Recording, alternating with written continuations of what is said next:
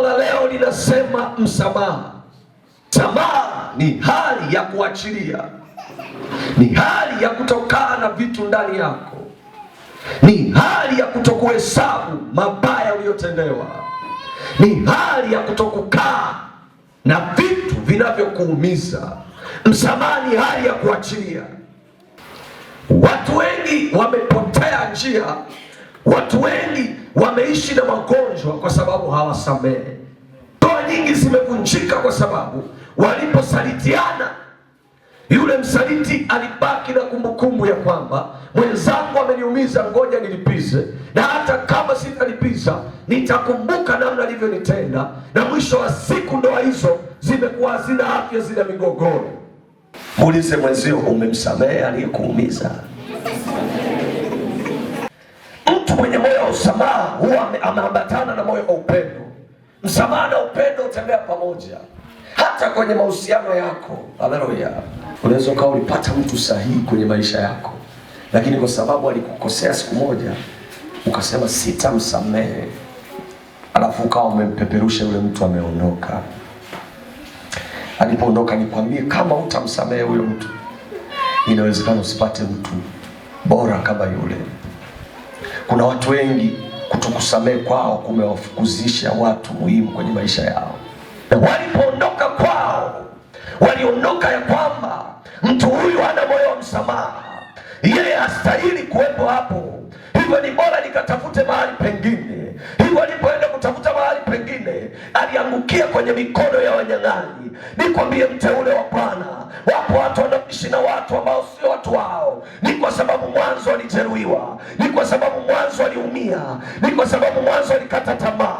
Lakini pia wako wengine waliokutana na watu sio sahihi kwenye maisha yao, walisababisha wakajeruhika na kuumizwa, wakaenda kukutana na watu walio sahihi kwao. Nataka nikwambie siku ya leo, mtumishi wa Bwana, msamaha umebeba package kubwa kwenye maisha yako. Bwana, nataka ubebe moyo wa msamaha kwenye Pasaka hii. Mwambie mwenzako, beba moyo wa msamaha. Na watu wanatembeaga na makosa ya mwaka jana, ya kwamba mwaka jana nilimkosea Mungu, sasa inawezekana Mungu bado amenichukia, ndio maana napitia changamoto hizi. Nikwambie, huyo ni shetani. Mwambie, achana na mimi wewe, hii ni namba nyingine.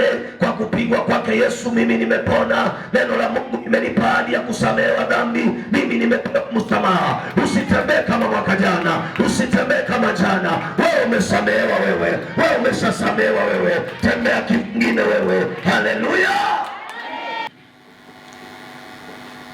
Damu ni nzito kuliko maji. Yawezekana unamficha mtoto wako baba yake asimjue.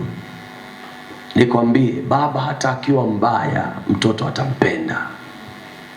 Mbaya unamuona wewe tu, mtoto anamuona bonge la baba. Bwana Yesu asifiwe sana. Na hata siku moja usiwafundishe watoto kutengana na wazazi wao. Sisi tunakaa na watoto wa watu, tunawafundisha kuwapenda wazazi wao. Hicho ni kitu muhimu sana. Kitu muhimu sana. Jifunze kumwambia mzazi, mtoto wako, au hata kama ni mtoto wa mwingine, mwambie penda wazazi wao.